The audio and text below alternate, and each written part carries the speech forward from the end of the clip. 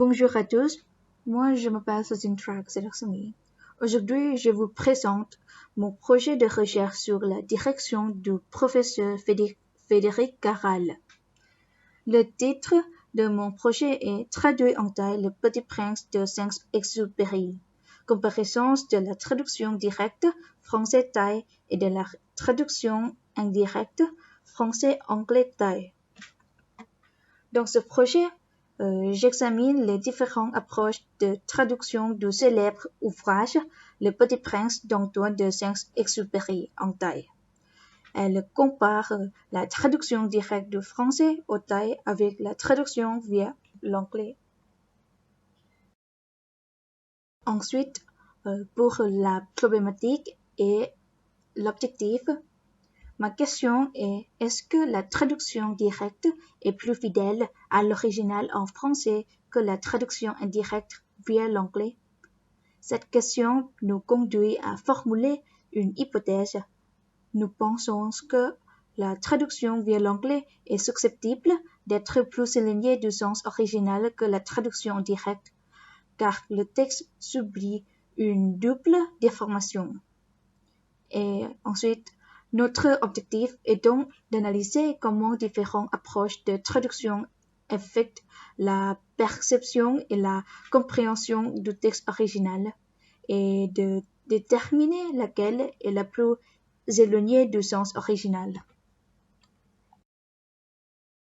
Et pour la méthode, je fais la comparaison entre les deux versions du Petit Prince, celle de Madame Ampan Otakun, qui a été traduite directement du français étant le premier traducteur, et celle traduite de l'anglais vers le thaï par Madame Prangdao Nopladit, à partir du livre traduit en anglais par Catherine Wood du Petit Prince d'Antoine de Saint-Exupéry.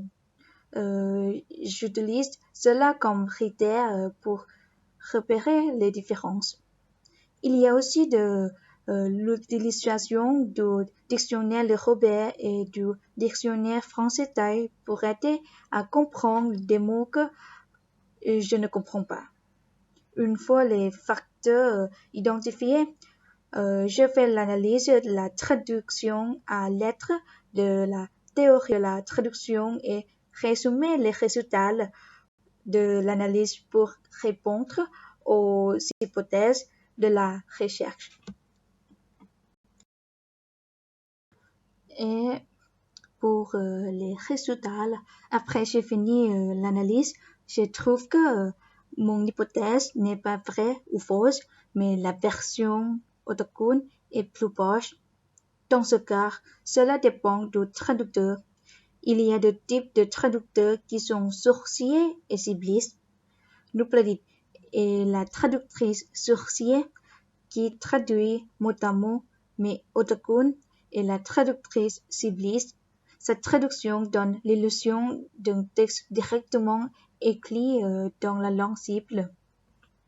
L'hypothèse de départ sur la déformation provoquée par l'intermédiaire de l'anglais est vérifiée dans un nombre limité d'exemples. Par exemple, lorsque Nupladit traduit la couleur pourpre à partir de Royal Purple, ce qui est une référence à la monarchie britannique et non française ou thaïlandaise. La plupart des fois, ce n'est pas le passage par l'anglais qui peut expliquer les écarts entre les traductions de Otakun et Nupladit. Ces écarts s'expliquent plutôt par une stratégie sourcière ou cibliste. Otakun s'émancipe assez largement du texte original. Elle est plutôt cibliste et elle recherche à raconter l'histoire la plus simple possible pour un public enfantin. Elle ne recherche pas à comprendre toutes les connotations culturelles du texte. Par contre, Nupladit est plutôt sourcière. Elle cherche à traduire le plus mot à mot possible. Cependant, elle est parfois d'une lecture un peu obscure en thaï.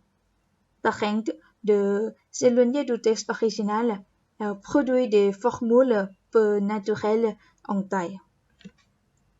Et voici mon projet de recherche. Merci à tous les professeurs qui ont toujours apporté leur aide.